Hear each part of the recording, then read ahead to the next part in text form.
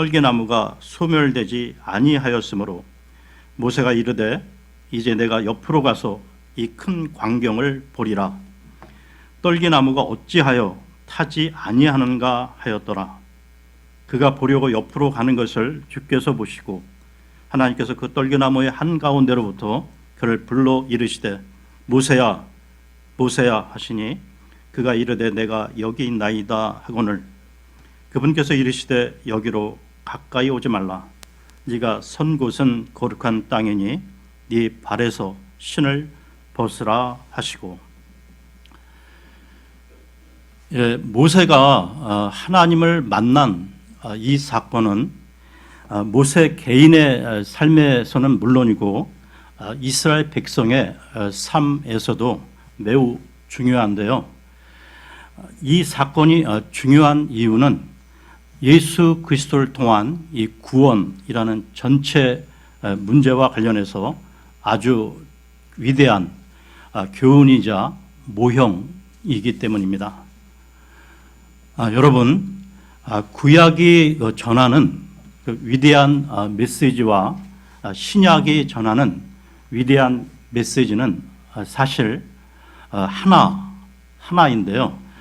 이것은 아무리 강조해도 지나치지 않습니다.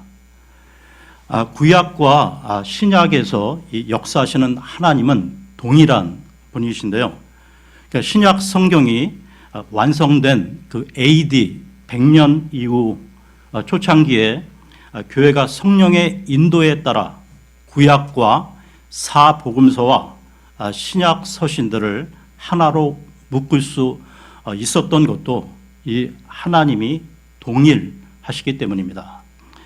그런데도 심지어 이 그리스도를 믿는 사람들 가운데서도 구약에 대하여 이 가볍게 말하는 어리석은 자들이 있는데요. 그들은 구약이 그 유대인들의 책이며 신약을 소유하고 있는 우리와는 직접적인 관련이 없다고까지 말을 합니다. 그러나 성령의 인도를 받은 이 초대교회는 그렇게 하지 않았는데요. 초대교회는 이 구약, 신약을 합쳐 그 한 권의 책으로 만드는 것을 중요하게 보았다는 것입니다. 왜냐? 다시 반복해서 말씀드리면 구약과 신약에서 역사하고 계신 하나님은 동일하신 분이기 때문입니다. 여러분, 이 모세가 대면한 이 떨기나무 사건은 특별한 교훈 한 가지를 특이하고 놀라운 방식으로 제시해 주고 있는데요.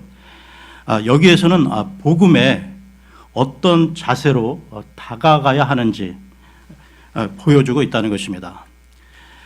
대부분의 사람들이 이 복음을 접할 때의 문제는 이 복음 자체보다는 그 복음에 접근하는 그 자세가 문제가 있다는 것이죠. 다시 말하면 이 복음을 대하는 자세가 잘못되어 있기에 좋은 결과가 나오기 쉽지 않다는 것이죠. 떨기나무 사건을 통해 우리는 이 모세가 장인 그 이드로의 가축을 돌보고 있는 장면을 보게 되는데요. 모세는 오랜 세월 동안 양을 치는 목자로 살아왔습니다. 자그마치 40년이나 긴 그 목자 생활을 해왔는데요. 날이면 날마다 반복되는 그 단조로운 생활 가운데 그는 좀 더 나은 목초지를 찾아 양떼를 몰고 여기저기로 돌아다녔던 것입니다. 하나님을 만난 그날도 모세는 여느 때와 마찬가지로 양떼를 보살폈는데요. 광야 그 뒤편으로 가다가 하나님의 산 호렙에 이르렀습니다. 그때 모세는 불타는 이 떨기나무를 보았고, 그리고 하나님의 그 부르시는 음성을 듣게 되는데요. 조금 전 그 읽은 구절 가운데 출애굽기 3장 2절 3절을 다시 보겠습니다. 출애굽기 3장 2절 3절입니다. 주의 천사가 떨기나무의 한가운데로부터 나오는 불꽃 속에서 그에게 나타나니라. 그가 보니 보라, 그 떨기나무에 불이 붙었으나 떨기나무가 소멸되지 아니하였으므로 모세가 이르되 이제 내가 옆으로 가서 이 큰 광경을 보리라. 떨기나무가 어찌하여 타지 아니하는가 하였더라. 예, 모세가 그 양을 치다가 이 불타는 떨기나무를 보았는데 나무에 불이 붙었으나 나무가 소멸되지 않는 그 기이하고 이 특별한 광경을 보았던 것입니다. 여러분, 어찌 보면 우리 모두는 여기 나오는 모세와 같다는 것입니다. 보통 우리는 이 세상에서 그 해야 할 매일의 일과와 과업을 수행하며 평범하게 살아가는 사람들인데요. 그 어떤 일만 일어나지 않는다면, 그러니까 우리의 진로를 방해하는 일만 발생하지 않는다면 우리는 지금까지 살아온 대로 계속 살아갈 것입니다. 그 어떤 일은 여러 가지 다양한 모습으로 나타나는데요. 그 뜻하지 않은 어떤 일은 질병이라는 형태로 찾아올 수도 있습니다. 아마 우리 교회 지체분들 중에도 큰 질병 때문에 그리스도인이 된 분도 계실지 모르겠는데요. 그런 분들이 처음에 이 기독교에 관심이 없었기에 병에 걸리지 않고 건강했다면 아마 끝까지 신앙과는 무관한 삶을 살았을지도 모를 것입니다. 그런데 덜컥 병에 걸린 것이죠. 갑자기 병상에 눕게 된 그분은 그 생각이 많아지면서 보이지 않는 하나님을 찾다가 결국 회심에까지 이르게 됩니다. 그러니까 사람들에게 때론 그 어떤 일이 사건이라는 형태로 찾아오기도 하는데요. 그러니까 전혀 생각지도 않은 그 일이 일어나 그 한 사람의 인생을 바꿔버리는 그런 사건이나 사고 말입니다. 그러니까 예를 들면 이 가족의 죽음이나 이혼, 사업의 실패, 파산, 이민이라든지 또 주변의 큰 일에 그 충격을 받고 하나님을 찾게 될 수도 있는 것이죠. 모세가 이 평범한 그 일상 가운데 불타는 떨기나무에 사로잡힌 것처럼 우리가 이 세상을 살아가다 보면 사람들로 하여금 특별히 생각하게 만들 수 있는 것은 많다는 것입니다. 뜻하지 않았던 그 일은 갑자기 찾아오기도 하고요. 서서히 찾아오기도 하는데요. 문제는 많은 사람들에게 이런 일이 일어나지만 애석하게도 회심에까지 이르는 사람은 그리 많지 않다는 것입니다. 이런 사람들의 문제는 대부분 그들에게 일어난 그 일을 대하는 그들의 태도인데요. 그들은 자신에게 필요한 것이 무엇인지 그 성격을 이해하지 못한다는 것입니다. 모세도 처음에는 우리와 같은 행동을 했는데요. 갑자기 그 뜻하지 않게 그 불타는 떨기나무를 보았을 때 그는 내가 돌이켜 가서 이 큰 광경을 보리라. 떨기나무가 어찌하여 불에 소멸되지 아니하는가라고 말했습니다. 그러나 하나님은 이 모세를 책망하시면서요, 그가 취할 태도를 지시하셨는데요. 그 말씀이 오늘 우리에게 주시는 메시지입니다. 여러분, 그 예수 그리스도의 복음이 줄 수 있는 축복을 진심으로 알고 싶다면 우리는 그 복음에 호기심 대신 순복하는 마음으로 접근해야 한다는 것입니다. 그러니까 우리가 보는 것처럼 지금 모세는 호기심이 생겼는데요. 물론 그 현상은 뭔가 특이하고 놀라운 것이었습니다. 그래서 모세는 내가 돌이켜 가서 조사해 보리라 라고요.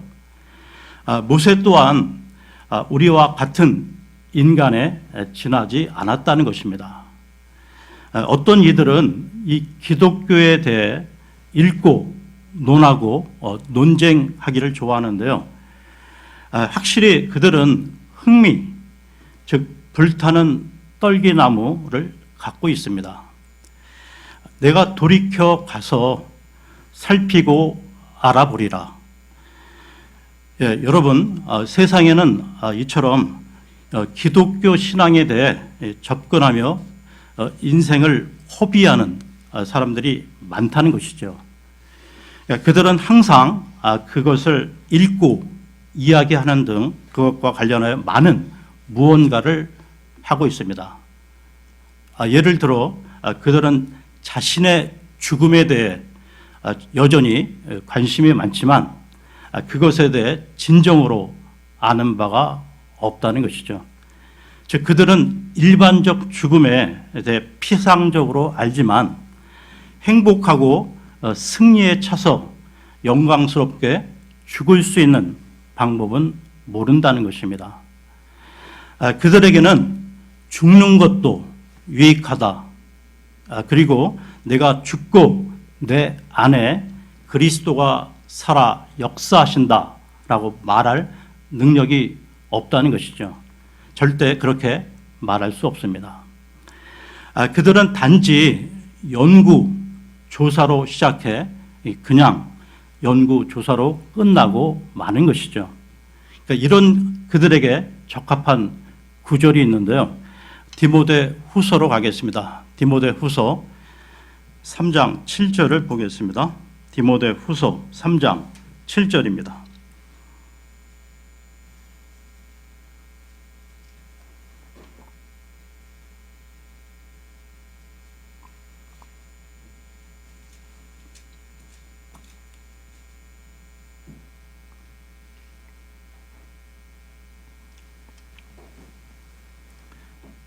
항상 배우나 결코 진리를 아는데 이르지 못하느니라.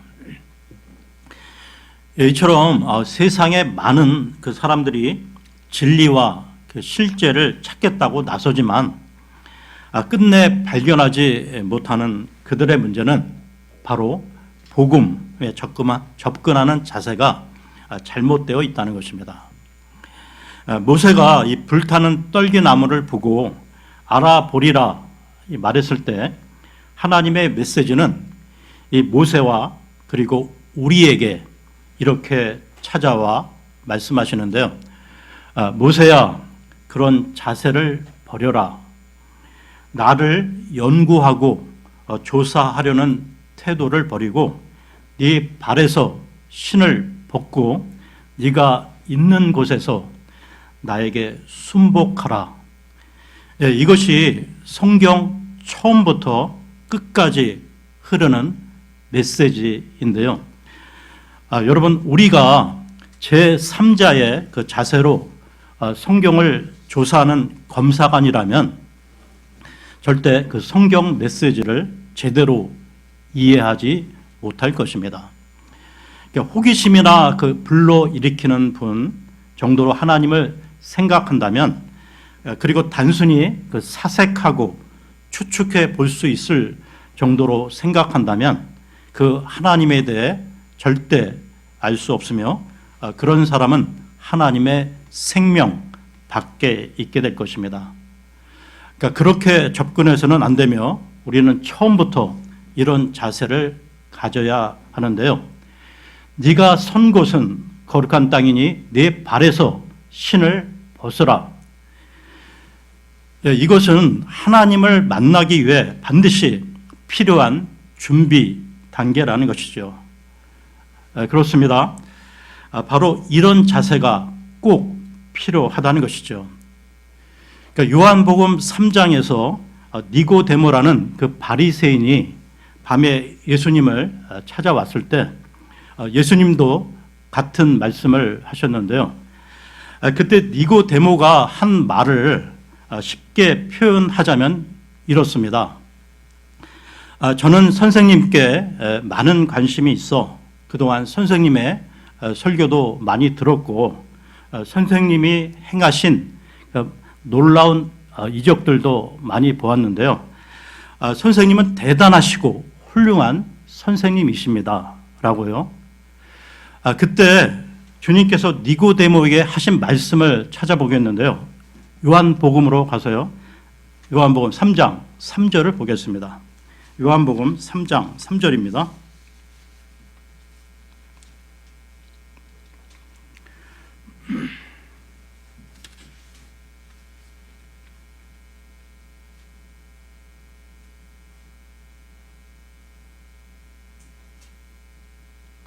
예수님께서 그에게 응답하여 이르시되 진실로 진실로 내가 네게 이르노니 사람이 다시 태어나지 아니하면 하나님의 왕국을 볼 수 없느니라 하시니라.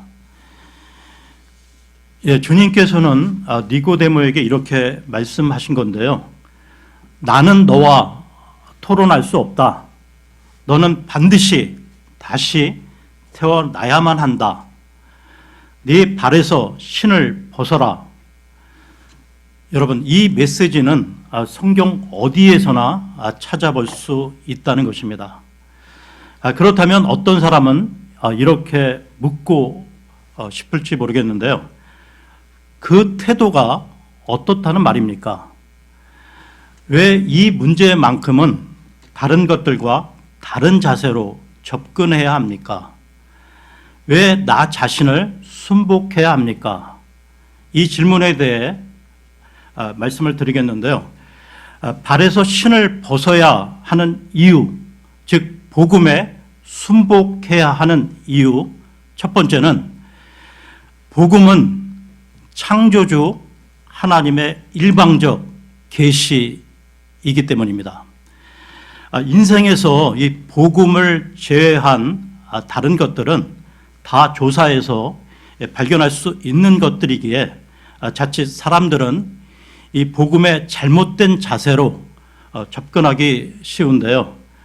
그러나 검사나 이 탐색을 통해서는 하나님을 발견할 수가 없다는 것입니다.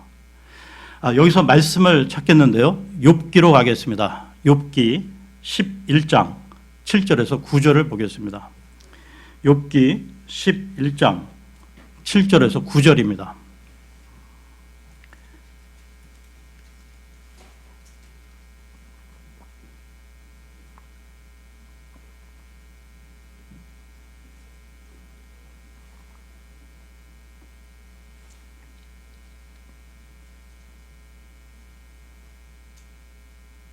네가 조사한다고 하나님을 찾아낼 수 있겠느냐? 네가 전능자를 완전히 찾아낼 수 있겠느냐? 그것은 하늘만큼이나 높으니 네가 무엇을 하겠느냐? 또 지옥보다도 깊으니 네가 무엇을 알겠느냐? 그것의 한계가 땅보다 길고 바다보다 넓으니라. 여러분, 이 모세가 다른 것은 생각하지 않고 오직 자기 양떼에만 생각하고 있을 때, 그리고 가장 좋은 이 목초지를 발견할 수 있는 곳만 생각하고 있을 때 하나님이 갑자기 나타나셨는데요. 이 하나님이 떨기나무 속에서 타는 불꽃으로 찾아오셨습니다. 여러분, 이 모세의 그 떨기나무 이 사건 전체가 우리에게 주는 메시지는 바로 이것인데요. 기독교 신앙은 철학이 아니라는 것입니다. 그러니까 인간이 하나님에 대해 생각해낸 것이 아니고요. 하나님이 친히 자신을 계시해 주시는 것입니다. 하나님이 우리에게 찾아오셔서 무엇인가를 말씀해 주시는 것입니다. 그러니까 이것은 계시이기에 연구하고 조사하는 정신과 태도로 접근해서는 안 된다는 것이죠. 여러분, 성경은 처음부터 끝까지 일관되게 나오는 전체 이야기가 바로 찾아오시는 하나님, 찾아와 계시해 주시는 하나님이십니다. 창세기 1장에서 처음에 하나님이 세상을 창조하셨습니다. 그리고 창세기 3장에서 인간이 하나님의 명령에 불순종함으로 모든 것이 잘못되고 말았죠. 그 다음에 어떻게 되었습니까? 하나님이 그 서늘한 저녁에 동산으로 아담을 찾아오셨습니다. 그리고 말씀하셨죠. 또한 창세기 6장에서 하나님이 노아에게 할 일을 일러주시며 말씀하셨습니다. 방주를 지으라고요. 그리고 창세기 12장에서 아브라함을 찾아와 불러내셨습니다. 여러분, 성경의 모든 위대한 역사들을 보십시오. 사사기, 열왕기, 대언서들 어느 곳에서나 하나님이 역사하신 것을 볼 수 있습니다. 어느 시대나 하나님이 계셨다는 것입니다. 여기서 이 말씀을 찾겠는데요. 갈라디아서 4장 4절 5절을 보겠습니다. 갈라디아서 4장 4절 5절입니다.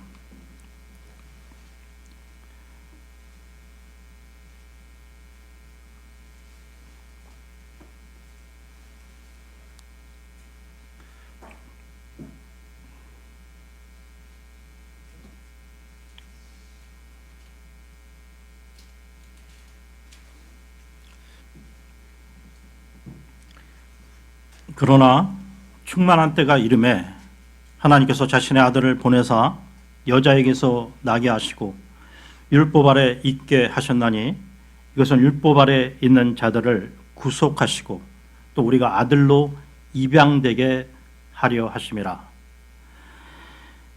예, 때가 이름에 하나님께서 아들을 보내주셨죠.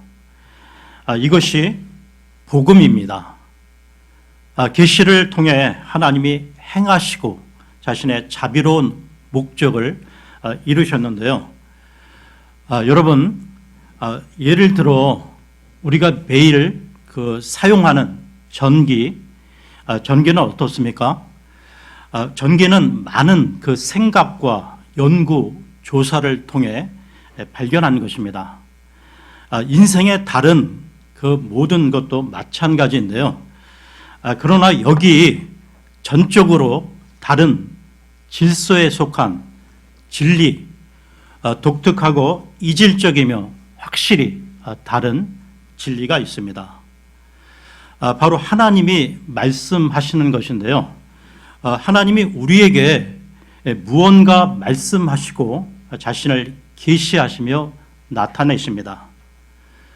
그렇기 때문에 우리는 기독교 신앙에 있어서는 전혀 다른 방식으로 접근해야 한다는 것이죠.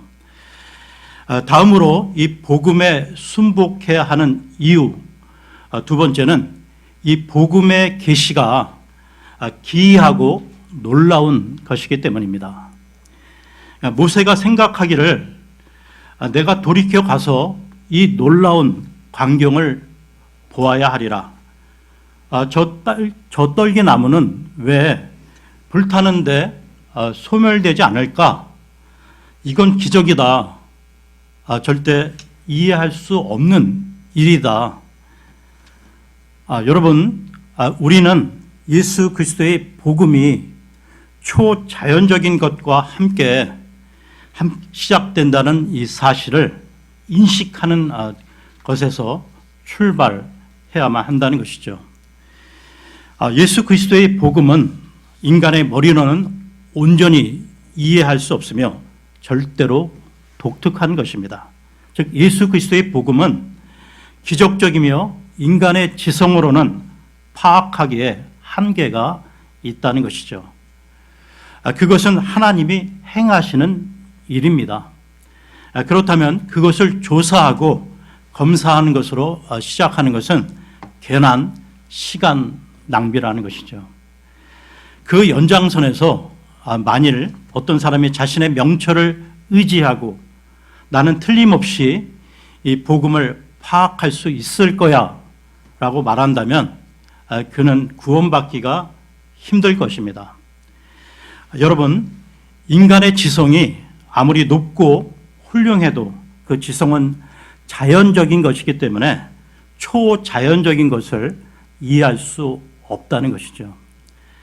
다음으로 이 복음에 순복해야 하는 이유, 세 번째는 기독교 복음의 전체 요점과 목적이 우리로 하여금 거룩한 하나님을 만나게 하는 것이기 때문입니다. 모세는 이 불타는 이 떨기나무가 하나의 그 현상을 넘어 어쩌면 초자연적인 현상일 것이라고 생각했을지도 모르는데요. 그러면서 그는 그것이 불꽃이 아닌 거룩한 한 인격과의 만남이라는 사실을 발견했습니다. 그가 발에서 신을 벗어야 하는 이유도 바로 이 때문인데요. 모세는 거룩한 하나님을 만나고 있었던 것입니다. 여러분, 기독교 신앙의 전체 목적은 우리를 하나님과 개인적으로 대면시키는 것, 하나님과 인격적으로 만나게 해주는 것입니다. 하나님을 인격적으로 아는 것, 그것이 기독교 신앙의 핵심이며 구원이 놀랍게 제한하는 것입니다. 여러분, 복음이 하는 일은 하나님에 관한 것을 알게 해주는 것이 아니라 하나님을 알게 해주는 것입니다. 다시 반복하자면 하나님에 관한 것을 알게 해주는 것이 아니라 이 복음은 하나님을 알게 해주는 것입니다. 그러니까 많은 사람들이 이 복음을 잘못 생각하고 있는데요. 그들은 복음이 그 인생에 관한 진리와 살아가는 방법을 알려준다고 생각합니다. 물론 어떤 점에서는 이 복음이 그런 일에 큰 도움이 되기도 하지요. 그러나 그것은 복음이 하는 핵심적인 일이 아니며 복음이 하는 중추적인 일은 우리로 하여금 하나님을 알게 해주는 것입니다. 여러분은 매일매일 그 살아계신 하나님의 존전에서 하나님을 직접 인격적으로 만나고 있다는 사실을 느끼며 체감하며 살아가시는지요? 여기서 말씀을 찾겠습니다. 출애굽기 3장 8절을 보겠습니다. 출애굽기 3장 8절입니다.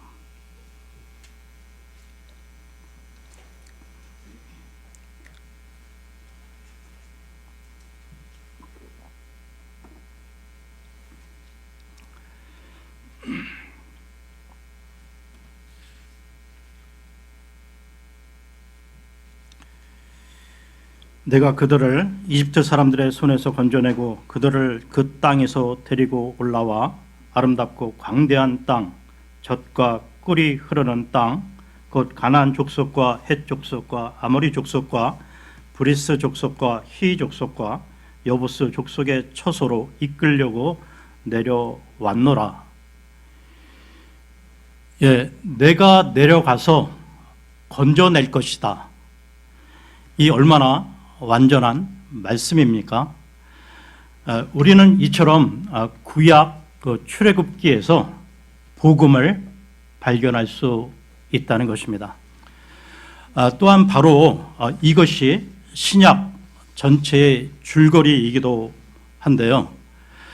여러분, 예수 그리스도는 성삼위 하나님의 두 번째 위격이십니다. 그 성자 하나님이 하늘에서 내려오셨는데요. 우리의 고통을 보셨기 때문입니다. 그러니까 우리의 비참함과 죄와 수치를 보시고 우리를 구원하려고 내려오셨습니다. 그러니까 우리를 구원할 수 있는 유일한 길은 갈보리 언덕 십자가 위에서 거룩하고 죄 없는 자기 몸에 우리 죄를 짊어지는 것이었습니다. 주님은 그곳에서 주님의 핏값으로 대속을 이루셨죠. 이와 관련해 고린도전서 15장 3절 4절을 찾아 읽겠습니다. 고린도전서 15장 3절 4절입니다.